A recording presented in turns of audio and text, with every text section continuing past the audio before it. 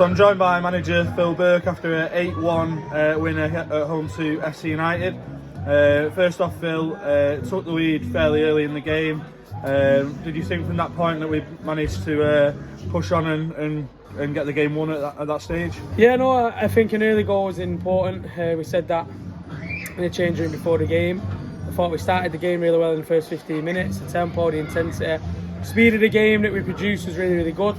I think there was a break in play with a couple of injuries from theirs, I think. And I think that break of play killed us a little bit. And I think for the 10-15 minutes after that, I think we played at the tempo that suited them. So then there was another break in play, and the message was clear to get our tempo and intensity back up to the levels that we're capable of, because we just knew that they wouldn't be able to live with it. So thankfully the girls reacted and managed to get the levels back where it needed to be, and I think we killed them off in that last 15 minutes of the first half.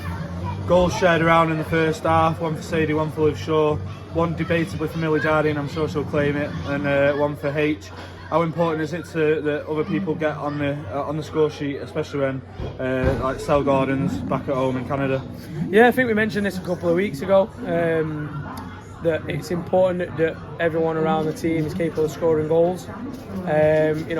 We've never been a team that have wanted to rely on one person to score your goals, because then, like I said a couple of weeks ago, if that person has an off day, you're then struggling to try and find a source for goals. So again today, we've had loads of different scorers. What was the game that we were talking about last time? I can't remember which one it was, but I think all our midfielders scored in that game that we spoke about. So for us to share the goals around again today, it's a very important thing, strength to have in your team, and hopefully we can continue to get goals from all over. On to the second half then, obviously 4-1 at half time. Ellis Siddle comes on and makes it 5. And then a few eyebrows were raised in the stands, I'm pretty certain, when Ruby Jones came on and played up front. What was the thinking behind that? Was that always a planned thing, or was it something that came about in the game? It just came into my head on Thursday, if I'm being honest. She had a few really good strikes from range, and she's just so strong. She's got a really good touch. She's got really good link-up play. But I was just looking at her shooting ability, and I just thought that something could happen with that. So obviously I pulled yourself and B on Thursday and said I want to give her a go tonight.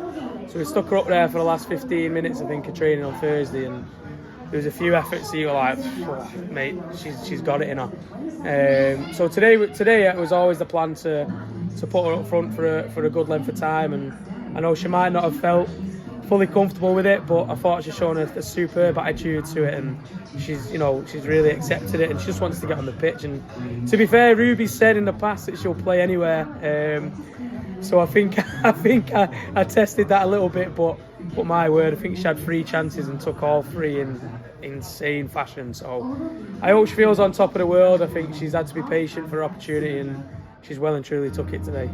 Obviously 3 goals for Ruby and still no player of the match.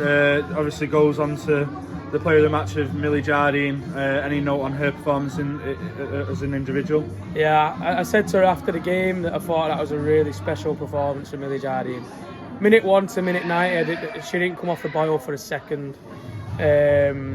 She was everywhere. I'll be honest, I felt like her performance bullied the whole FC United team. Like she was literally ferocious out there today, and the quality levels of her as well, her set pieces, her balls into the box, her touch, her link-up play, every single aspect you can think of from Millie Jardine today was out of this world. So I genuinely think that it was one of the best performances I've seen in a Unity shirt from a player.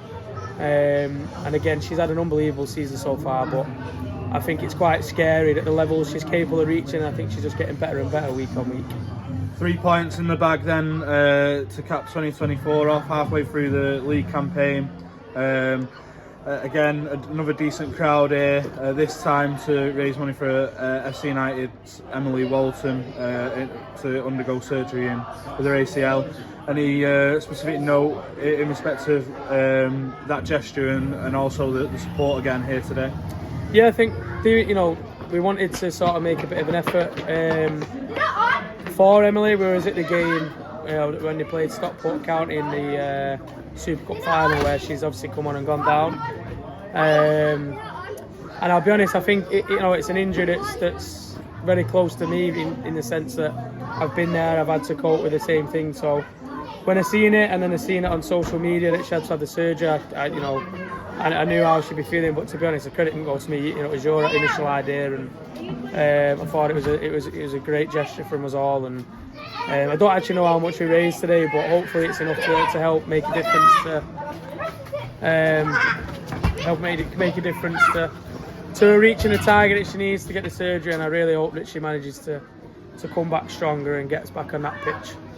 Finally then, a good crowd, finished off 2024. Any note for the supporters, for the support across the year? Yeah, superb, honestly. I think in thinking recent weeks that we've it's been another level, to be honest with you. And today was just another one of them weeks where they've turned up in the numbers and they've got right behind the team. And listen, that was a special win for us today. Obviously, from the back end of last season, that was one that I hope has put a few demons to bed for a few people. So I hope the fans enjoyed that one. And all I would say is enjoy your Christmas and New Year, and please get back right behind us as soon as the season restarts again. Have a great Christmas, Phil, and thanks for everything in 2024. Thank you, mate. You too.